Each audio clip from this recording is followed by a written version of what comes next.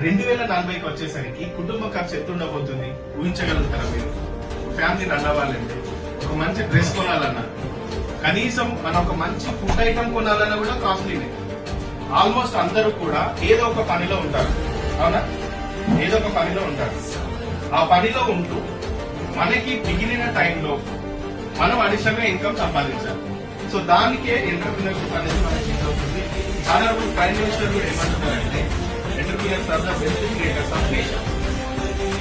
మనం చిన్నప్పుడు పద్యం చదువుకుంటాం, దేశం అంటే మట్టి కాదు, దేశం అంటే మనుషులు, మట్టి మాటలు పట్టి పెట్టాయి, గట్టి వేలు తలపెట్టవు.